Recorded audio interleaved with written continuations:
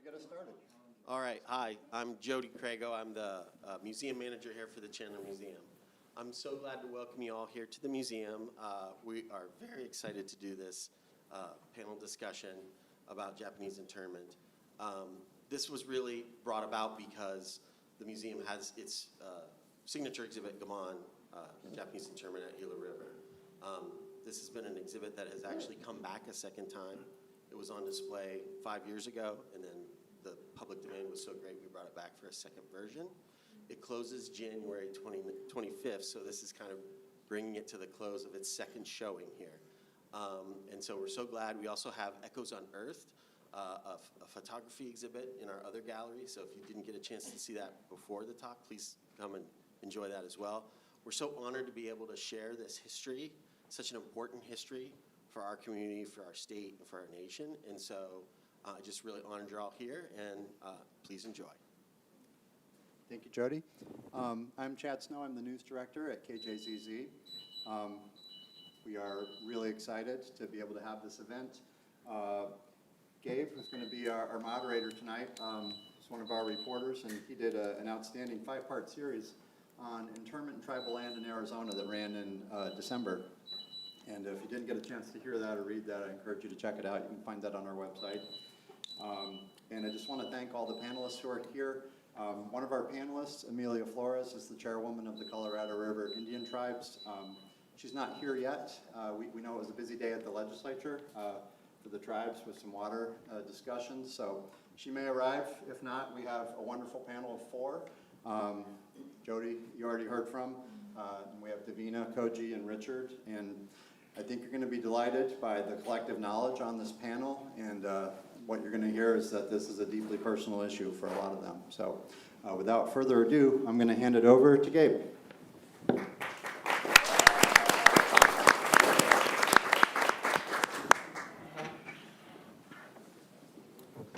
Good evening, everyone. Thank you all for coming out. Really appreciate it. It's great to fill the room, and I didn't think we'd have a wait list, so thank you for being patient for those who signed up and were able to come in. And thank you to the City of Chandler Museum. I'm really appreciative of this opportunity as a proper send-off for Gammon. This exhibit and this history was really transformational for me going through the reporting series, traveling to these places, and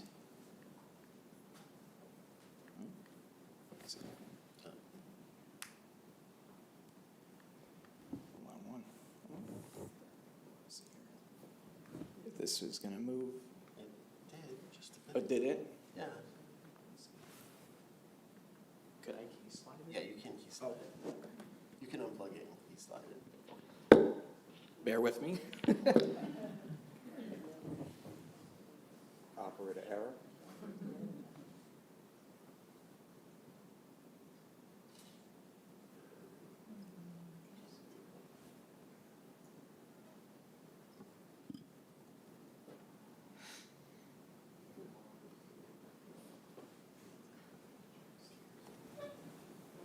There we go. Oh, yeah.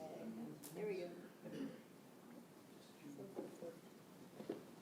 We're getting there. Technical difficulties. Yeah, it meant a lot to go to these places and to be welcomed. It's a really deep history here in Arizona, across the U.S. I had an opportunity to see the derecho, the Book of Names, and when I was there, this was at the Crypt Museum, I was able to stamp under a name of someone who was born in 1897, I believe. And it was pretty surreal to see all those names and all the dots of someone who was remembered by their family or strangers like myself. And that book making its rounds, including here at the City of Chandler Museum, for special viewings. And to my left here, being asked to help build a wall. Even something as simple as that. It was really impactful. It was about 5 bricks high. We did that with some post-in camp internees, some of their descendants, And it was really impactful. I think it speaks a lot to the history that we're rebuilding in the sense of remembering and how do we honor the past in a respectful way.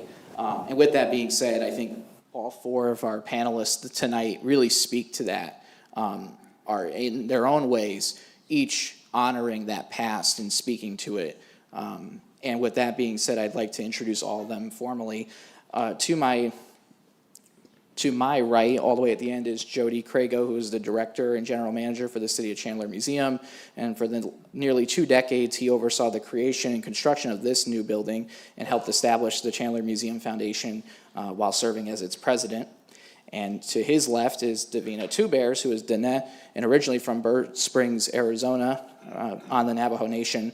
And she's an assistant professor at Arizona State University School of Evolution and Social Change. And she has been working on an archaeological project that focuses on the entwined histories of the old Loop boarding school and Loop isolation center, which we'll get into shortly, and the histories of shared indigenous peoples and Japanese Americans. She also worked alongside Koji Lauzawa on the project and is helping do research as well. He's an assistant professor at UCLA's anthropology department. Research focuses on archaeology, history, and memory of Japanese diaspora and World War II incarceration and how that intersects with indigenous land as well. And he's also a descendant of Gila River incarcerees. And to my left is Richard Matsushi, and is a former Posen internee, and he and his family were held captive at the camp from 1942 to 1945, and for the last more than half a century has been a member of the Japanese American Citizens League's Arizona chapter, and is sitting on its board of directors for 3 decades, while also being elected its president multiple times. And, for that being said, thank you all for being here. If you'd like to read their full bios, you can visit kjzz.org/Japanese internment on tribal land. With that being said, I'd like to start this discussion with a lightning round, so to speak, as introductions for everyone. This was a viewer-submitted question about the series, but also the panel, and essentially was asking what evoked this conversation, why is it of concern at this time? And I'm wondering if each of you could take a few moments to share why you're essentially here. Richard, would you like to start? What was the question again? I'm hard of hearing. Why is this topic important now, and to you personally? Well, one of the things that should never happen again is what happened to the Japanese Americans during World War II. And during the 50s, where the African Americans were uprising, there was a hue and cry of trying to get them into camps also, which should never occur. So we have to be vigilant and make sure that something like this never happens again to any group of people. We're all Americans, and we should be treated as such. And one of the things that's amazing too is when they put up the notices for the Japanese Americans to evacuate or to go with the internment camps, one of the posters indicated that this was to apply to all persons of Japanese ancestry in the Western Defense Sector, which was in California, Washington, Oregon, and the southern half of Arizona. And the thing that really hit me was the terminology they used. They said, all persons of Japanese ancestry, aliens and non-aliens alike. Now you tell me what a non-alien is. It's a citizen. And 70% of the people that were sent to these camps were citizens by birth. Thank you. Koji, would you like to continue? We'll go down the line.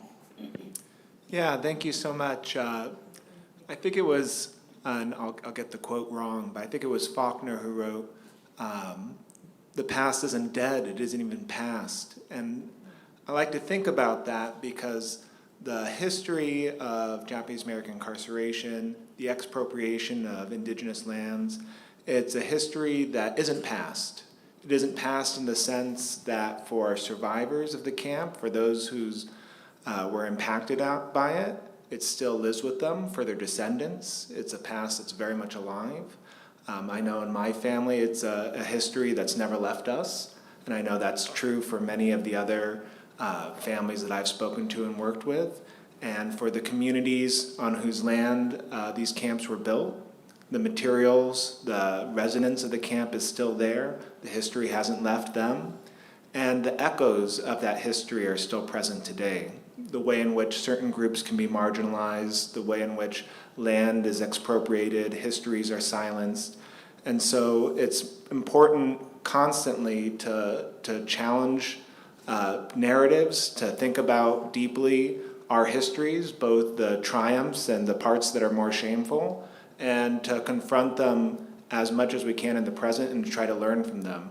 As Richard said, to think about what we can prevent if never again is part of how we know this history, then what does it mean to say never again today? Thank you. Davina, would you like to add to that? Yeah, I think Richard and Koji basically said it all, but for me as a Native or Dene person, it's very important for me to always educate the public about Native history and just so that they know, the true stories that happen, and our educational system doesn't tell those stories. And, a lot of students, including native and non-native students, they grow up not knowing what happened in our history, and because it's not told, it's not taught. So it's always important for me as an educator to make sure that these silenced histories are told. We have to know about what happened to us and what the government did to us, and that includes Native people, it includes Japanese Americans, it includes everybody in this country. And right now is really, really important to tell these stories, and with everything that's happening in our country. So I'm very grateful to be here at the Chandler Museum and for all of you to be here as well. Thank you. Thank you. For me, I am tasked with, creating a place where we remember our heritage. We share our community's heritage. Chandler sits just miles from the camp, a modern Chandler. And that camp, the Native people's land that it was built on, and Chandler itself have an intersection because of that. When we began first talking about Japanese internment here, Japanese incarceration during World War II, we found that people didn't know it, and it was important to tell this story publicly when we got it wrong for wrongful incarceration without due process. Our job is to create a safe civic space where we can show facts, people can discuss, and see how it's relevant to today. And so that's what our job is every day for every exhibit we do, but this one especially has resonated with the public so much that we will continue to tell these stories to ensure that we don't forget.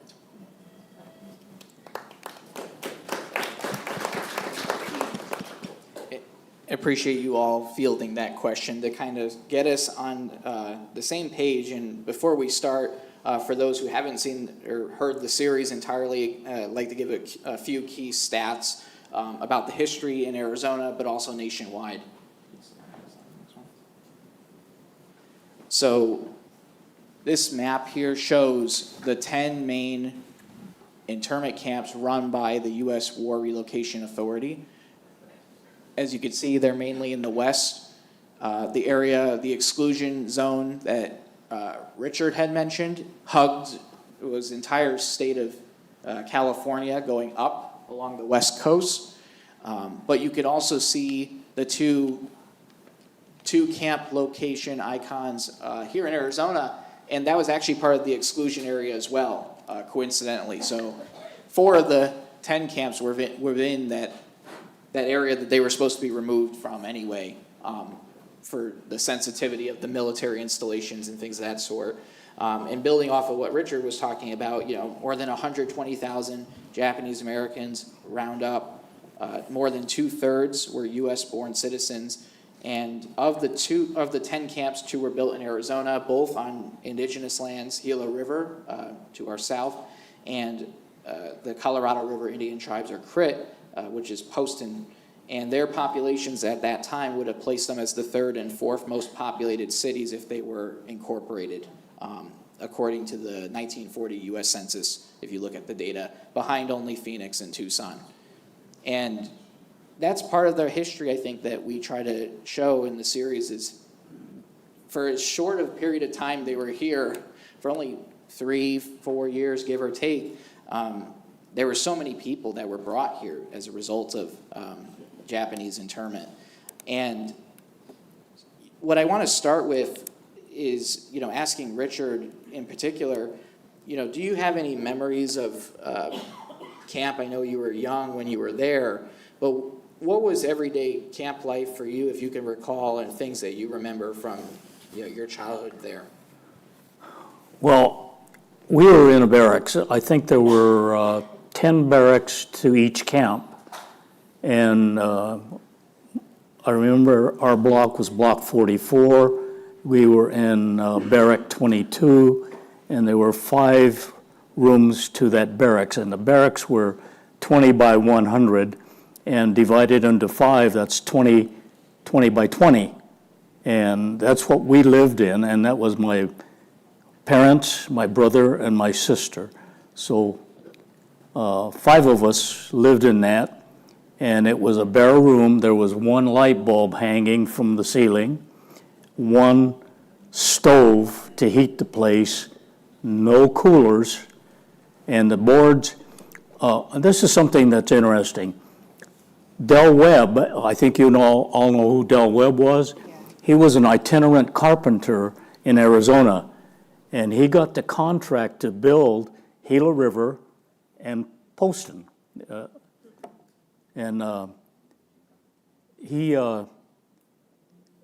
was kind of interesting. I was wondering how he got the contract. Well, he was married to Senator Carl Hayden's niece, and so I think that's how he got it. But he indicated that one of his greatest accomplishments was to build all those barracks. And the barracks, I think if you go online, you can see the different facilities that were there. We lived in the end of the block, or end of the building, so we had a latrine right in front of us where we could go right away. But that latrine served the barracks that were in the camp. Other than that, we went to school. I remember going to nursery school and 1st grade, and we used to play. In fact, I had a good time because I was only 3 or 4 years old, and we were there for 3.5 years. But the kids I played with were all my same ethnicity, and we played cops and robbers and cowboys and Indians, And for entertainment, we used to have, it was a reservoir that served the area for farming. And right outside the reservoir, there was a big area. And I remember on Saturday nights, they would have a big screen, and we would all take chairs to sit and watch the movies. And I think the movie I remember is Bing Crosby, Going My Way. But that's the only one I remember. But there's some, little things that occurred that probably would never happen if we were outside. It's funny you say that. Didn't Gila River also have a movie theater complex? Yeah, Gila River was split into 2 camps, and Canal Camp and Butte Camp. And Butte Camp, along, as you might imagine, was built around some buttes, and Canal Camp was next to a canal. They're very creative with the names. But on the slope of one of the buttes, people would go out and sit on these slopes, and they had a screen that they projected movies at. It was a little amphitheater. And so people could watch movies, and they had performances of different sorts, from band performances to dances to kabuki, all sorts of different kinds of performances. They also had a smaller flat stage amphitheater at Canal Camp. But I think a lot of the oral histories I've done with folks who were at Gila River, one of the things they really remember are these movie nights, these opportunities to, I think, feel like you're not in a prison camp, to go and watch and get lost in a movie picture and feel like you're just a normal person for even just 90 minutes while watching the screen. You know, it's interesting, you think about all the things that the internees built in these camps. You look at Poston, there were pools, and there were all the sorts of different, they built a life for themselves there, as I saw. You know, there's auditoriums and schools and cultural centers. Do you mind sliding? This map, oh, sorry. You go back one, sorry. This just shows you the population density I wanted to describe first of Phoenix, Tucson, and Rivers, which is right there, and Poston all the way on the border of California. That shows the population density around 1940. Among all those squares, those are all census identified or incorporated areas in 1940. So it gives you a sense of the density at the time of those communities. And to my right, this shows in absolute terms the camp's population ranking to many of our communities, some today that are not not there as much anymore, like Bisbee, for example, some of these historic copper mining communities, Globe. But these are the top 10 or so at that time. And this is what Richard was talking about with the barracks. This side is Poston, and this side is Gila River. Gila River. Yep. It gives you a sense of like how rigid the slabs of the concrete were and organized. In some of the barracks, you can drive around Gila River today. There's some that have been retrofitted. They're homes now, and same as in Crit, that people have turned them into houses and still occupy them. And some have taken steps to preserve them, and they use them as their own residential dwellings. Well, You want to do the next one? And Eleanor I'm Roosevelt. going to stick with Koji for a moment because one of the things we talked about, the culture and keeping, staying away from the idea that they're in a prison camp. And I think something that really stood out to me that was very profound was this idea of these koi ponds, both at Gila River and Poston. And, Koji, I was wondering if you could talk a bit about the history of that, why were they there? You documented all of them, pretty much all of them at Gila River. So I was wondering if you could talk a bit about that process, the research, the work you've done with the tribe and the Historic Preservation Office, and essentially why they were brought there to begin with.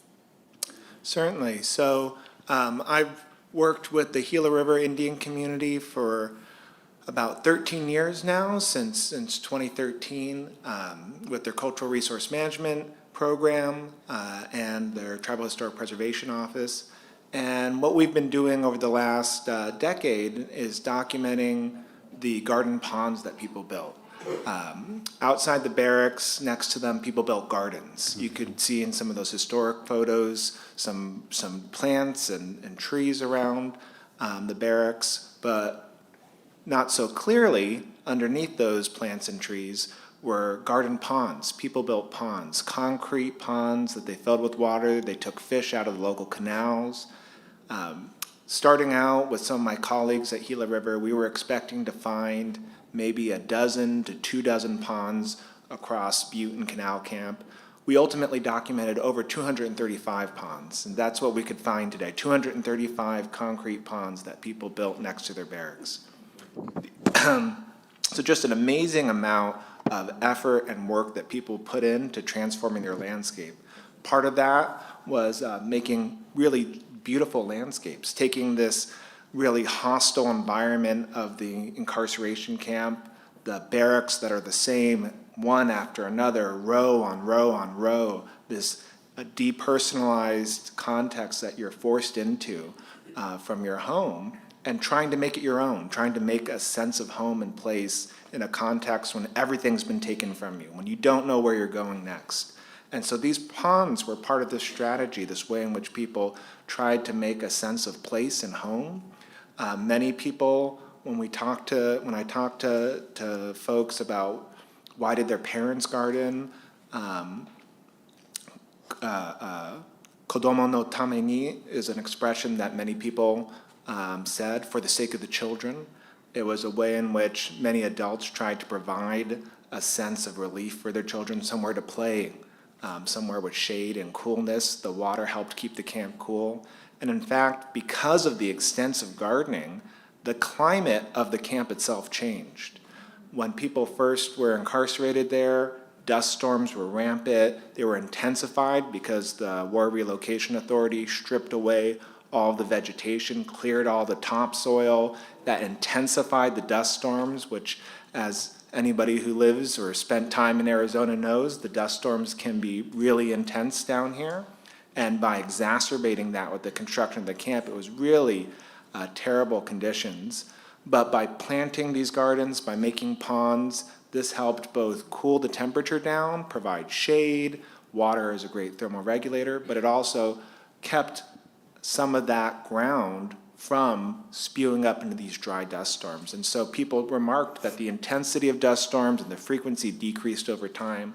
People were literally transforming their environment, taking hold in this context when, again, control was stripped from them. The resilience of Japanese American incarcerees to actually transform the context of their imprisonment was really amazing and stunning. And to do it in such beautiful ways, to see the ingenuity, the expression of different kinds of art and beauty through these ponds was something that I think is stunning and lasting, and has certainly left an impression on me to this day. Dave? Can we have questions, or is it later? We can get questions in after, so there's a period where we can gather some. That being said, building on that point, we talk about Eleanor Roosevelt, the First Lady, who came to Gila River, 1943, and spoke or visited, saw the camps as part of the beautification process, as we talked about, to make it seem less hostile, their internment. And I want to go to Jody about that. How important do you think the First Lady's visit was in that context? And keeping on the climate, I know we've talked before about the perception of rivers and the idea that internees were coming here to this place that was going to be a big river. And I was wondering, you talk a bit about that expectation being kind of shattered in a way. Absolutely. So Eleanor Roosevelt was very moved by the situation that was going on with the incarcerees, and so scheduled this visit. Obviously, the federal government took the opportunity to take some really wonderful photos to try to soften the image, but she actually wrote a magazine article that was quite negative about this incarceration process. Now, obviously, she lived with her husband in the White House, right? And she had a direct line to her husband.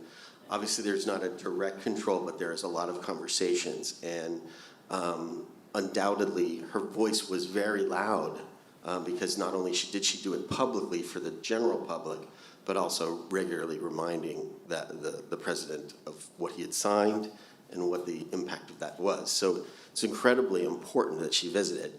To the point of what some incarcerees were thinking as they were coming from the assembly centers, they did hear, we're going to Gila River. And immediately they thought, oh, this is going to be a place where we can fish, where there will be water, where there will be, green, because they were held in these typically, Santa Ana or others, these horse stalls and whatnot areas. They get here as they get off the train, and they get put into trucks and buses and brought to the camp, and it is dusty, dry, hot. Many of them arriving in 42 in July, August, and September, the very hottest months to experience the desert in itself. Del Webb did try at Gila River to have two roofs to beat down, so the sun wouldn't beat down quite so hard. And there was white paperboard for the sides of the buildings so that it would bounce the heat wave off, but it was very minimal because the wood was green and shrinkage and whatnot. So the environment was incredibly oppressing, right? When you're coming from California, some of them coming from cities, others coming from farmlands, and being dropped in what is a very hot, dry, dusty, and yes, constant dust storms. Not what they were expecting. And again, another reminder of the control and what they lost. For sure. Would you like to add to that? Yeah, can I just add two things to Eleanor Roosevelt's visit? I spoke to somebody who was there, and I asked them, what did you remember about Eleanor Roosevelt visiting? That must have been like a monumental moment in the camp experience. And they said, she was really tall. Which you can see she was a very tall woman. And I think as well, to talk about her assessment of the camp, Gila River, you'll notice in the photos, it's the one camp with white walls, as Jody was talking about. Has white walls, has red roofs, looked very distinctive, and many people thought looked like a nice camp. They would say, oh, it looks so pleasant. And the beautification process, doing these ponds sort of aided this narrative. Maybe the camps aren't so bad. And Eleanor Roosevelt famously, when asked by a reporter what it was like visiting, she went to the mess hall, she subtly said, well, I had the milk there and it was sour.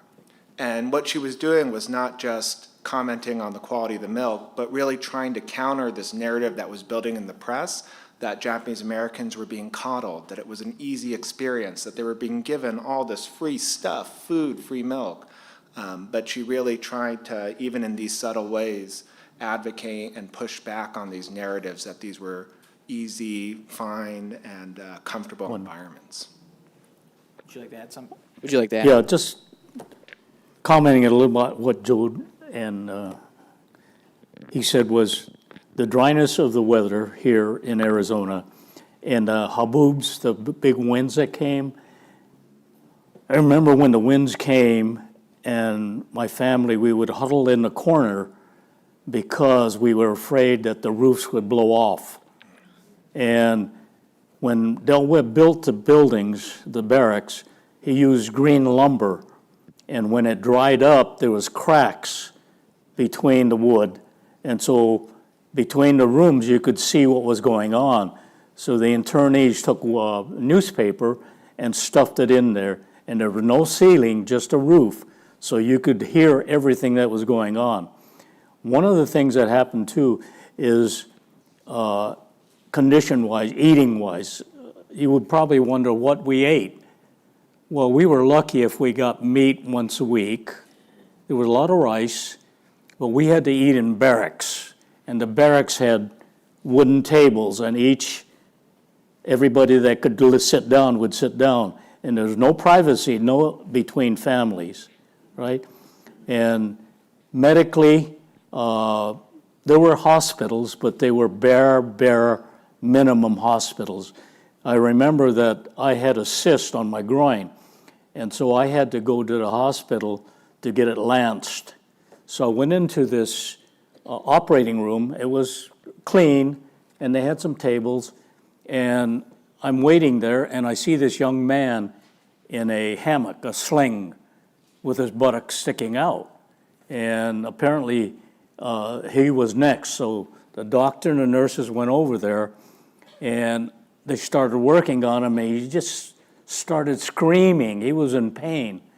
And, I'm next, and I'm wondering what the heck is going to happen to me. So after he got done, they put me on a table. Two nurses held me down by arms and legs, and they lanced my cyst.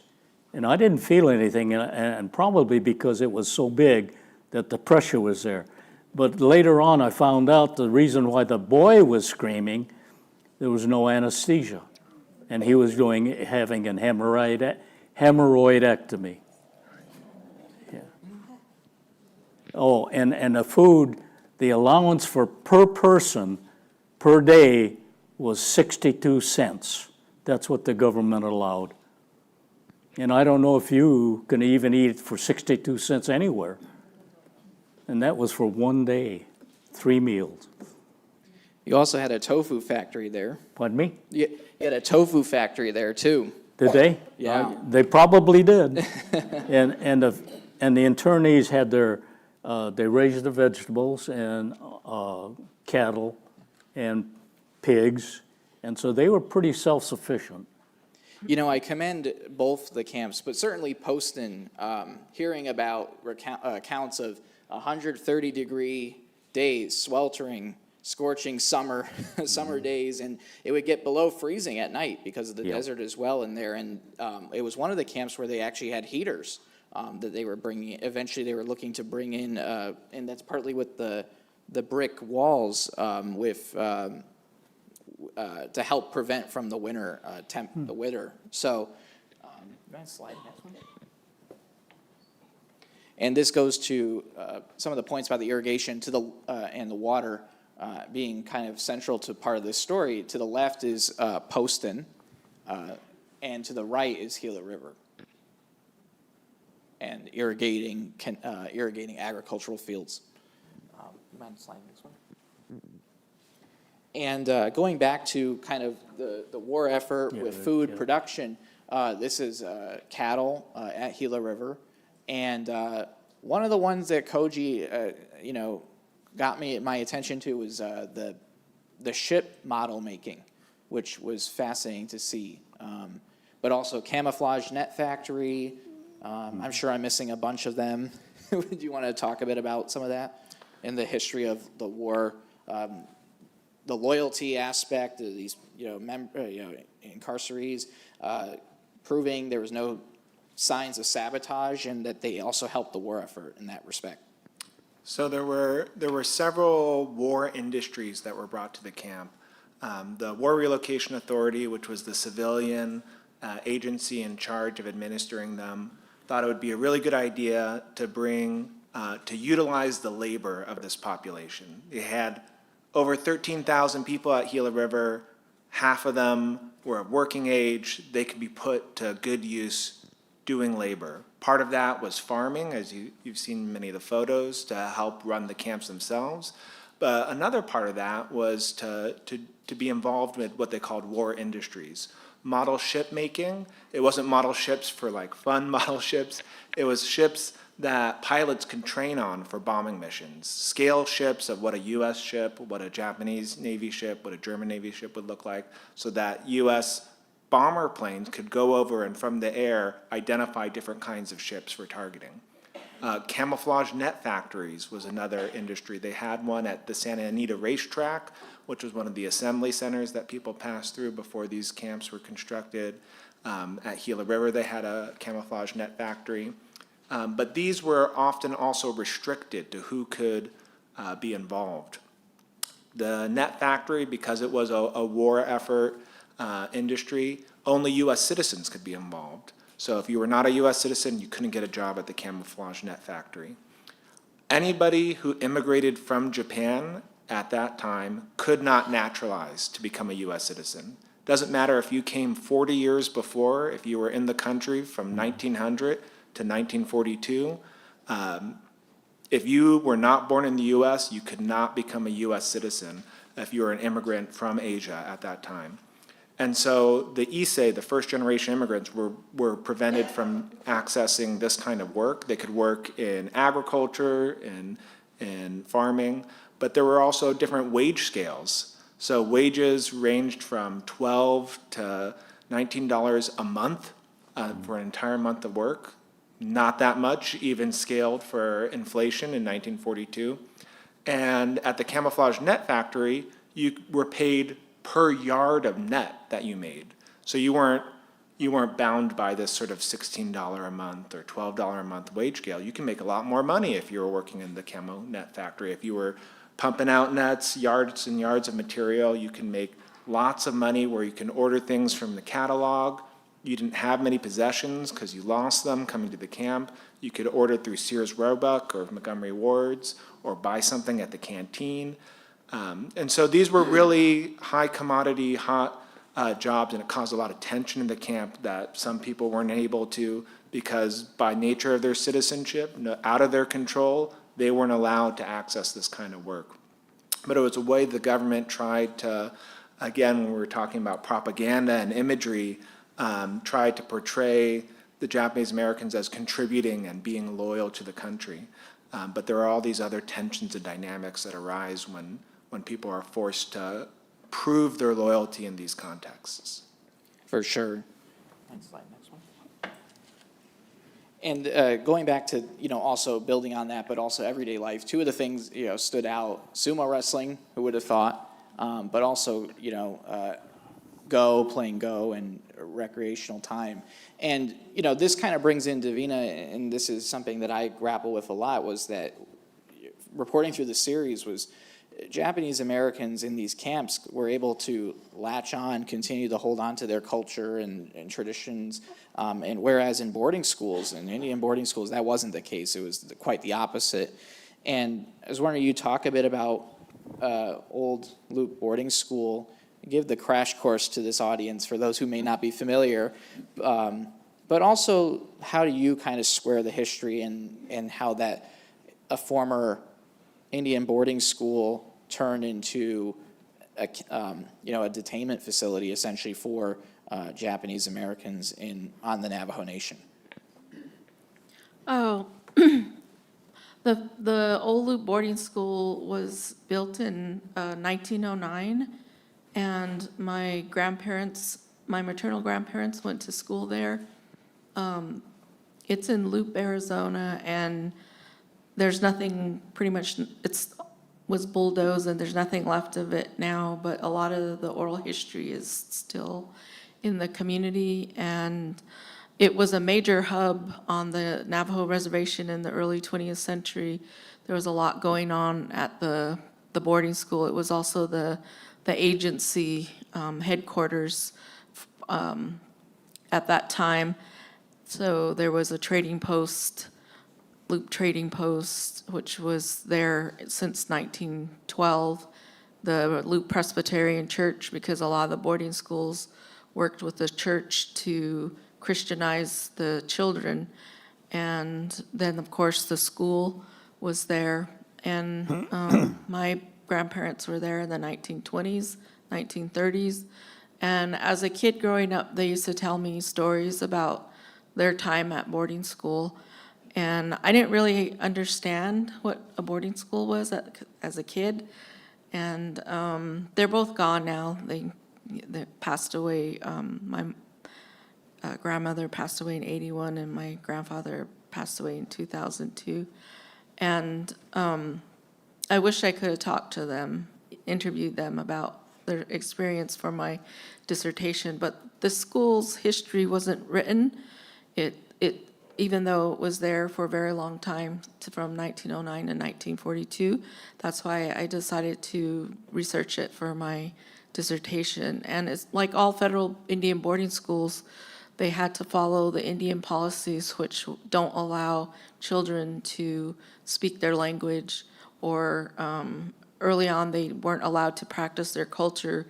In the 1930s, that changed to where they started incorporating aspects of the culture. Like at Loop, they were teaching the girls how to weave, but I think that has something to do with the white traders that were on the reservation. They probably encouraged that because they're making a lot of money off of the Navajo rugs. So, and at that time, they thought it was a safe cultural education. So the Indian educational policies changed, but the Indian educational policies focused on vocational education. So they were training the students half the day academic, and the other half they were learning some kind of a trade. But mostly it was for jobs like laborers, for working in the farm, or women as domestics, like being dishwashers or housekeepers. That's the level they wanted to keep the students at. And Luke went up to the 8th grade, so my grandparents thought they had an 8th grade education. And my grandmother's the one that told me stories about how she remembers seeing Japanese there at her school, and she felt sorry for them. And she told me that they weren't supposed to interact with the Japanese men. It was only men that were brought there to be imprisoned at the school after it closed in 1942. But she said that they used to bring food to the men and pass it over the fence. The fence wasn't that high, so there's oral history that talk about, the elders talk about how they shared food, and even though they weren't allowed to interact, there was interaction in that way. And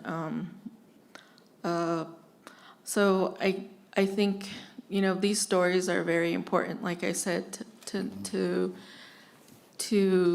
document and to share. And that's what Koji and I and our other colleague, Jun Sinsiri, we're trying to do with the Community Accountable Project that we're working on at Loop. And June and I and some Berkeley students, we've also been working on curriculum. So we're just about to publish a curriculum on the boarding school's history. Also, we're working on curriculum based on Diana Tsuchida's family story about her grandfather being incarcerated at Loop. And so we're going to be publishing the boarding school curriculum, and it's based off of a story that I wrote about how a young Navajo girl travels back in time, and she's taken from her family to attend the Loop boarding school. So I used a lot of the oral history that was shared with me to write that story about time travel. And again, I think, places like Loop, they have layers of stories that happen there about oppression of Native people as well as Japanese American citizens who were incarcerated there without due process, and how the Navajo people, they weren't really given a say in that decision that was made by the government to imprison. Definitely not the families or the community they were not given a say. They were just told, your school is closing, and they didn't want their school to close, even though the students, were treated harshly and lived in a militaristic fashion at the boarding schools. It still was a school that was within the community. They didn't have to go, hundreds of miles away to attend school. It was still within the communities and the parents. Even though they couldn't take their kids out of the school for 9 months out of the year, they were allowed to go there and visit their kids. And at least they knew their kids were, there in the community. But they weren't told why their school was going to close, or that they weren't told that there was going to be Japanese citizens imprisoned at their school the following year after it closed. So they didn't really know what was going on, other than that they weren't allowed to interact with the men that were incarcerated there. So these histories, again, of the oppression of, Native people, Japanese Americans, need to be told. And Loop is a very important place that can help to tell that silenced histories. Thank you for sharing, and and I want to continue that conversation, but first I'd like to let Chairwoman Amelia Flores introduce herself. Thank you for coming, and to give a brief introduction, the Chairwoman made history becoming the first woman elected to lead the tribe, and she also sits on the Arizona Governor's Water Policy Council as well as the Groundwater Policy Committee. And thank you. And I know it was a busy day at the Ledge, so I hope all is well. And if you'd like to say some greeting, opening remarks? Yeah, first of all, apologies. I thought it started at 7, sorry. You were close enough. Oh, my goodness, I usually am on time sometimes, but not this late. But, kuchkamadu nyepimul Amelia Flores makauchadom, anyavam iwanch ahalakui. Good evening, everybody. My name is Amelia Flores, and I'm Mojave, and tonight my heart is good. Thank you. Thank you. And picking up where Davina left off, we were talking about the history of, the intersectional history of Indigenous peoples, Japanese Americans at the camps. I was wondering if you could talk about it from your perspective. You were at one point the librarian for the tribe, also archivist, researching this history. I was wondering if you could talk a bit about how you got deeply involved, and I know this is an important issue for you in the community with the Poston pilgrimage, allowing us to come see the sites. And I was wondering if you talk a bit about what was that relationship like from what you were told between members of Crit, which are made up of 4, distinct tribes, Mojave, Chemehuevi, Navajo, Hopi. At that time, I know it was unique because at that time, Navajo, Hopi didn't arrive until 1945, which was just celebrated the anniversary of their arrival to join the Crit. So I was wondering you talk a bit about that unique relationship with what it was like at Poston for the community at that time, if that makes sense. Sure. How many minutes do I have? However long you need. I won't try to ramble on. I didn't prepare a speech or anything. I'll just talk from my heart, talk from my experiences. And growing up on the reservation, sorry, I put a mint in my mouth. I attended La Pera School. I also attended the Parker Public Schools. But at La Pera School, that was the site of Camp 2. When we kids were growing up, we knew nothing about the internment camps. Well, take that back. Maybe we did, but we just didn't resonate it with, childhood and growing up, going to school, what clothes did we have to wear, what canal we were going to swim in that coming summer. So all of those things. So attending school at La Pera, later on I learned that that was the school for Camp 2. Learned about the internment camps when I became the curator for our tribal museum way back in the 70s. And then later on, found out that when I got the library archivist position, then I started working and delving into research. And of course, throughout the year, the museum, the library at that time was located in one building. Museum was on one side, the library was on the other side. Library archives was on the other side. So throughout the year, we'd get a lot of former internees coming back to visit where their parents were or where they were located at, to see what was still there. Probably at still La Pera and Poston. But Camp 3, the only evidence of Camp 3 is the sewer tank they're still left out in the fields. So that's how I came involved in learning more about just talking to the Japanese Americans that came in, just asking all kind of questions that I could. The younger ones, they were teenagers, and so they made do with going to the river or going to the mountains, hiking and just entertaining themselves. The reality of where they were at, they couldn't, I guess, resonate with what their parents were going through. Now the elders or the grandparents, they were reluctant to come in or come and visit because they still were very hurt by having to lose all of their belongings, their land, their businesses, and then be placed on a reservation. So they were still bitter. And I can relate with that from my elders. And when the Hopi and the Navajo were relocated to our reservation, because my elders were trying to build and sustain life for them on their allotted land or their land assignment. So when the Hopis and Navajos were relocated, they gave them everything, or that's what they thought, they gave them everything. And so they were still bitter because, you know, they had to clear their land, they had to da-da-da-da-da-da. Well, the government helped these newcomers, so listening to them and recording them and how they felt. I fully didn't understand, but I could resonate with how they were feeling. So I could resonate with those Japanese elders that would come and you know, try to, I guess, heal, you know, the trauma that they had to go through. But anyway, so that's how I came involved with the Japanese and the history.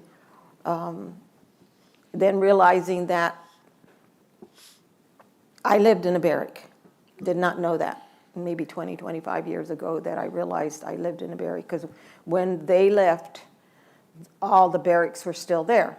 So they became the property of the tribes. And so the tribes sold them to whoever wanted to purchase them. Let's say that they probably went all over south of us and north of us, but my family bought one of the barracks and they divided it in 3 sections. And so we lived in a 4-room former internment barrack. And so lived most of my life up until the 60s in that barrack. The museum that you built is really nice, the one in the shopping center in Parker. They let us build a barrack? No, your museum. Oh, the museum, yes, Yeah. yeah, the museum It's then in left. Parker now. Yeah, then left the site where the administration center is located. They allowed them to go to a site in the town of Parker at our La Paz, not La Paz, Plaza. So that's where our museum is located at now. Hopefully we'll get funding so we can build a cultural center and then house the library, archives, the museum, and a place where everybody can gather at. But that's a little history of my involvement.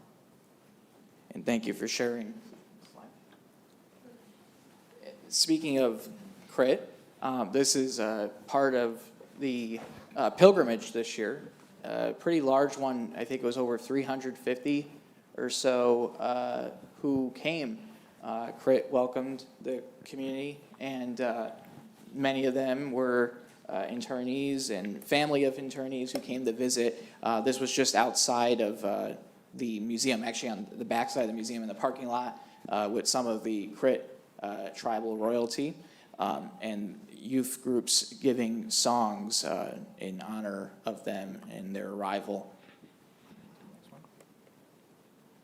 And this is a monument that's actually built at marking the Poston area, and it's a spot that people flock to year-round, but especially at that time. And I think what's interesting in talking with people about preservation, a lot of questions that we received from viewers and listeners was, how do we, remember these complicated sites and the history? And going to Davina's point about education, someone even asked, how do we get some of this history into the state curriculum, into our programs? And, I want to open that conversation more broadly about how do we remember this past? And maybe some tips about developing education curriculum around this. Anyone want to weigh in? Feel free to do so. Well, I can speak to what we did at Chandler. Chandler's right up against Gila River, Reservation, just a few, and the edge of Chandler is just a few miles north of where the camp sat. And you can't visit the campsite without a permit. And so there's lots of people that want to learn about it, want to visit, and they can't. And so the Chandler Parks Board named a park that's very close to the edge of the city, Nozomi Park, which means hope in Japanese, with the sense that we hope that this never happens again. As part of the federal government, we could get funding for Japanese sites of internment or incarceration. We created a kiosk in that park, a 5-sided kiosk that tells the history, so anybody can visit any day of the year they want to, and learn that just the camp is just south of that kiosk, to learn that. And so that's one way. There are portions of the state curriculum now that does recommend teaching portions of Japanese incarceration during World War II. So that's important for schools to be able to touch on that and share that. But still, it's programs like this, exhibitions, curriculums, books, creating discussions that allow people to remember and then be inspired to dig more, to learn more, and continue to share it. So, Thank you. Would anyone else like to add? I just think we're responding to what the teachers that I interviewed for my dissertation wanted was more curriculum about local history from a Navajo perspective. And so that was why we decided to create this curriculum about Loop's history. So again, we're doing boarding school, and that's the first one we're going to release. And it does talk a little bit. We have my story that is going to be featured, and then at the end of my story, we have parts of the history that was mentioned in the story, like the federal Indian boarding schools, the incarceration of Japanese Americans, and also cultural information about the significance of the Nez sacred mountains, because from the boarding school you can see the San Francisco peaks very clearly to the west, and that is the sacred mountain of the Dene, the western sacred mountain. And to me, that's very important as part of the story, because I feel like, at that time, the children looking at that mountain probably drew strength from it, because it is considered protector of our people, the sacred mountains. And it's also adjacent to the Little Colorado River, which is just like a quarter mile away. And that was part of the reason I think they originally closed the school, was because it kept flooding the school. But in any case, it also talks about the Kinalda ceremony, because part of my story focuses on that ceremony, which is a coming of age ceremony for young girls. So we have all this factual, historical and cultural information at the end of the curriculum. So it's just explaining history, and we added also the Treaty of 1868 explanation of that, because that's what established the government-run boarding schools on the Navajo reservation. And we have a community advisory group of Japanese, both Navajo and Japanese Americans, who we go to for guidance. And so they looked over the curriculum. That's what we incorporated over the fall, and now this first curriculum is ready to be published. It'll be available online, and I think also you can order hard copy too. would you like to add to that as a fellow academic? Yeah, I think, both what Jody and Davina were talking about are really important things to think about. One is the importance of different institutions that help tell these stories, be they museums like the Chandler Museum here, be they educational institutions, the universities that we work at, the local school systems that we work with, making sure that these institutions have the freedom to tell these kinds of stories, that there's not any interference from actors on high that can interrupt or block or keep or ban books and ways of telling the story. That's so critical to the work that folks are doing. And telling stories, being able to talk to people, being able to talk to leaders in communities, to survivors of camp. Talk story is just an important, really important part, and I cannot emphasize enough, especially in histories like these, how important it is to talk, to listen to communities. Just a little plug, next month at Gila River at the Hugam Heritage Center, the Gila River Connections event is going to be held, which will be an event held at the Hugam Heritage Center in the Gila River Indian community that helps bring together and commemorate this history and the connections between the Gila River Indian community and the Japanese American community at the incarceration camp. You can go look it up online. The JACL Arizona chapter has a page with information on it, and you can register to attend the event. It's going to be on the 19th and 20th of February.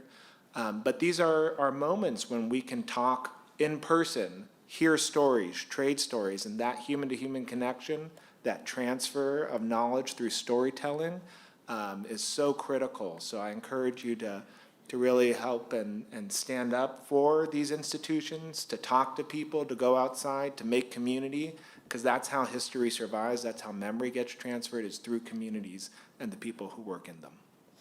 Gabriel, I'll add some, if he's finished. Please do.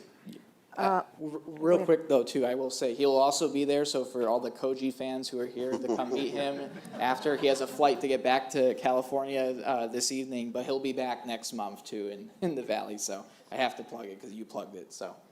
And please, Chairwoman. Yeah, for the Colorado River Indian tribes in the town of Parker and the school district, I am one of the school board members there. Two other, myself and another Native American or tribal member sit on our school board, and we're proud because all of these years we never had a tribal member or Native American that served on our school board. We just had a meeting tonight, and I was on the phone attending the meeting. But one of the things that we do there is collaborate with the coalition, the Japanese with Marlene. Posting Community Alliance. Poston Community Alliance. And they offer a scholarship to our 8th graders at La Paris School. So they have a writing contest. They study about the Japanese internment camps there, and then they write an essay on it, and then they review it and select the best writing. And so that's one way everybody can get involved with your local school district to push this so that the history can not be covered up. That's one of the ways. We also there at the school district have a orientation we do to the new teachers that come. And in that orientation, a history of the tribes, and then also the surrounding area, agriculture that we are known for, and the Japanese internment camps do come up to the new teachers that are going to be teaching for the school year. That's one way of going out to your school districts. I don't know if anybody is a school board member in this audience here, but that is one way you can reach out to tell them, that have some type of curriculum, as was discussed, incorporated into the school year, be it just 1 year or just, the teachers can just talk about the 2 camps of the 10 camps that were established in 1942. So that, that's an easy thing is to do, and that's what they're doing. Marlene Shigagawa, she's also coming to the school district. She came last May or April and made a presentation. So that's another way of getting out into, get with a teacher or get with a principal about the importance of not letting the stories die. And so get it out to the children in our Arizona schools. So there's lots of ways to advocate. Your voice is strong. We just had the tribal leaders legislation day today at the Capitol. Chairman Jose, I can't remember his last name, from Tohono O'odham, I'm tired. Tohono O'odham said, never give up, we're resilient. And I think the people of Arizona are resilient too. And you want to keep the history of Arizona, and be it either tribal or just the Western, rodeos, just in your history, how you came to be in Arizona. You all want to keep that alive. So, you can be advocates at any level. Thank you. Thank you. And, to follow up on rebuild some of the barracks, I know that they restored the library, for example. I know that if there's infinite funding in the world, there would be much more to do. The program that Jody had mentioned from NPS, the confinement program, I have reached out to the Interior Department, and they wouldn't say what the status of that federal grant program is. It would provide funding for federal sites of confinement relating to Japanese American internment history, but some of the groups that were there when I was visiting as part of the Poston pilgrimage were saying, well, we don't expect those grants to be renewed under this current administration. Right. And so I was wondering you talk a bit about what was the inspiration behind letting the nonprofit help rebuild and take on those projects, and what do you hope to accomplish with that? Well, first of all, the former internees are part of the Camp 1, Camp 2, Camp 3 are part of our history. We can't make it go away. We can't put it under the rug or make it go away. It's part of who we are as the Colorado River Indian tribes. And so we embrace that. The former leaders before me embraced that. There's probably an acre right there that this monument sits on. I don't know how many orientations I did with the lantern. I always would say, what does it look like? Kids would say, a gun, statue, whatever. And no, it's a lantern. What threw them off was that edge where, when it does rain in Parker, the water could fall off and not fall onto the monument. But that's how we collaborated and partnered with the Poston Alliance group. We let them come onto the reservation. They come to our casino. They have an exhibit in our museum that they designed. So it's just the leadership and the foresight and thinking outside the box and not being prejudiced and not, again, sweeping this under the rug that it didn't happen. We know we've had the hardships as the Japanese Americans. We know kind of what they went through. So I guess through all of the difficulties, the challenges, we have a buy-in into our history. So it is just part of us. So we've done, given our land up. We're letting them come to Poston 1 where the school is still standing. Camp 2, they bulldozed those buildings down. all the adobe. There's nothing there right now. The only thing that's standing, that, like I said, is the sewer tanks, and then the, I believe the parachute manufacturing place is still there. The pillars are still there. But we're supporting Marlene and her group as much as we can. We could have said, no, we don't want, we don't want any evidence. And I know there's some people that are that way. We don't want any evidence, because the government forced them here on our lands. They said they were going to take away our lands if we didn't allow these camps to be established. Yeah, we were put in, our former leaders were put in a corner. We're going to take your land away if you don't go along with this.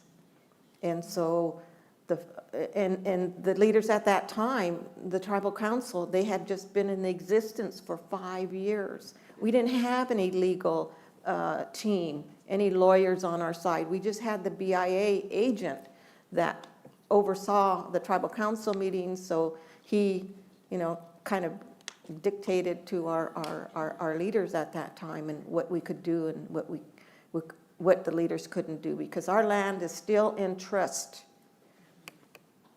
Our reservation land and all of the 22 other reservations, that land is trust land. You all understand that? That is still run by the government, by the federal, by the feds. It's still supposed to be overseen. We have our laws, we have our own tribal laws, we have our constitution, we have our sovereignty, but yet they still hold the trust responsibility over our land and over us, so. BLM. I'm sorry? BLM. Oh, BLM is not on our, they don't, BLM, no. But they can come and we can work with BLM and BOR, and that's, we have to collaborate. We all have to get along. I was going to have you explain the trust, but you did a pretty good job explaining it there. Oh, okay. That was good. On that note, as we near the end of this panel discussion, I kind of want to go down the line and basically just, something that we also talked a lot about was, at the beginning of this, was the parallels to today and how there's echoes of that past. It's not the same, but it's in different ways. We're talking about citizenship. We're talking about identity, who belongs, who doesn't. We're talking about moving people forcibly. We're talking about a lot of different themes that resonate today. And on that note, I wonder if you want to add anything to that of how do we kind of navigate 80 years ago, things are happening in a different way now, and people are drawing the parallels. We received a lot of questions about how is this overlapping, parallels from 1940 to now. The list goes on and on. We probably got a dozen or so of those questions. So I think that was one of the most gripping questions that we got from our audience, was about how do we understand 80 years ago this happened and now it's something else. Well, so as a historian, right, we're always sort of held up as, well, you're talking about the past, this distant thing, we're different now. Like that's long ago. Those people were different than us. But as Koji mentioned, history echoes. It echoes loudly. And when you talk about trying to create a safe civic place for discussion, right? Not screaming, not yelling, discussion, where we can learn from each other. Everybody has a history. And we need to spend that time understanding all the roads that we've walked to get to the place where we are today. I think when you talk about citizenship, loyalty, wrongful incarceration without due process, these things are happening today to many different people. And so this lesson that we can look at, read facts, see photos, read accounts, hear oral histories in the words of people that experienced it, we can then create a very obvious, without even having to overemphasize that this is occurring today. And so let's talk about it. Let's ensure it's never forgotten. But what does it mean to today and all of the people that are suffering from it? That's why the Japanese Americans have stood up and said, never again. That's why the Native people stay. Look what has happened. Things are happening again. And so the more we can have conversations, the more we listen, share opinions, share who we are as people, I think it's really important. Davina, would you like to go next? I guess I think that as a indigenous archaeologist, the field of archaeology has been very difficult for Native people mostly because of how our human remains were collected and sacred items taken to museums. But, there's a lot of injustice that has been done to the indigenous peoples of this country. And we have always stood up for ourselves. And now all of us Americans have to stand up for ourselves. I really don't like what's going on in this country, but maybe now people will realize how us natives feel and how it feels to lose your land, lose your rights, be taken, be killed, So I think, I think that's all I have to say. Would you like to go next? Sure. The history of the camps didn't start 86 years ago in 1940 or 84 years ago in 1942. It happened in a context. There was a buildup.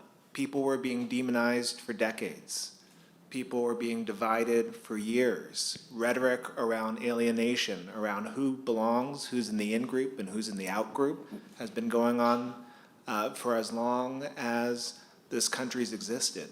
We're in 250 years of the United States, and there's always been a question of who's in, who's out.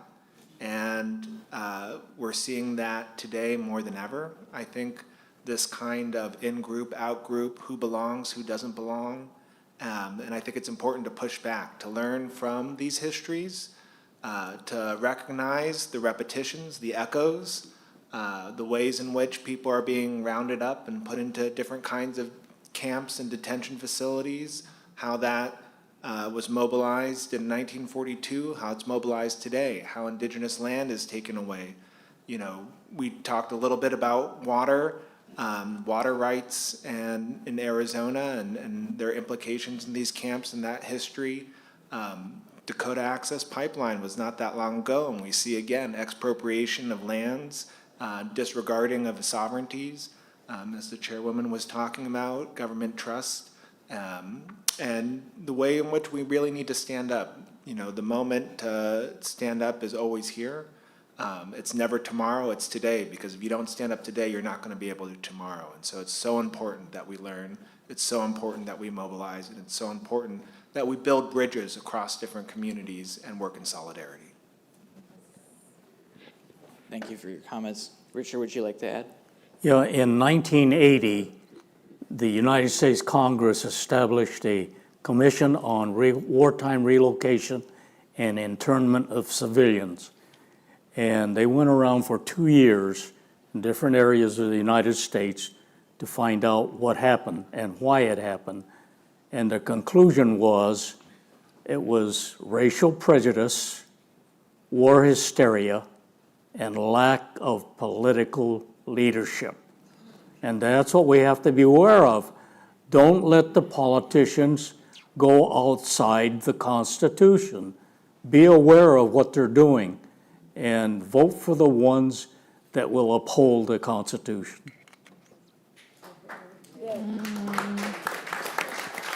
What was the question again? I know the line was pretty long when we got here. It's like the telephone Yeah. game. You have any thoughts on kind of what's happening today with immigration and the concerns that were kind of raised and how that harks back to what happened at Poston, what happened at Rivers and Gila River. Yeah, it's a repeat of history. We're repeating it, but like it was shared, but it in a different way, in a different disguise. People are afraid, and when they're afraid, they act out and deceiving, deceiving ways. Something that we have to look at ourselves also. We have to look at our hearts. How are we playing into this? How are we protecting our people? How are we protecting our neighbors? So I guess that's all I would say is that stand strong, we're resilient, tribes are resilient. The Japanese Americans What's that? have been resilient. The minorities have been resilient and are still here. And that's what Chairman Jose said in his speech. We're not going to go away. You're not going to go away.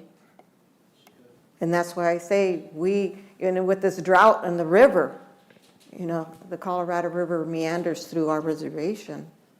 And so we can't pick up and go and live in another area. That's our homeland. That's where our Creator put us. Maybe others, I don't like the city anymore, I'm going to move and go someplace else. But that's where our roots are. So find out where your roots are at.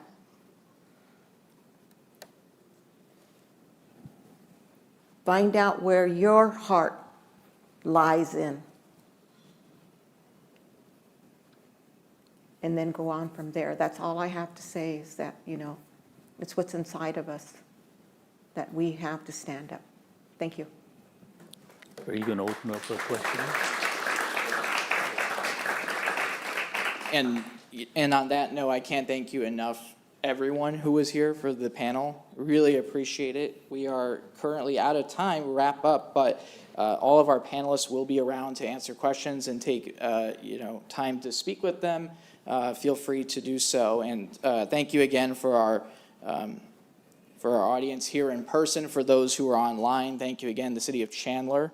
If you're interested in looking more at our reporting, you can visit indigenous.kjzz.org. And you can continue to look at Indigenous affairs stories and also stories on tribal natural resources. And with that being said, we wish you a good evening and thank you again for coming out.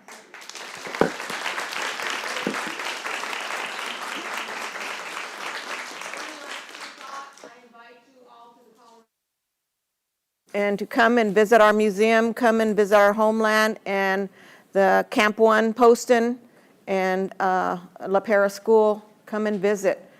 Come and visit the monument, come and see, walk on the earth, the soil that our Japanese internment camp people did.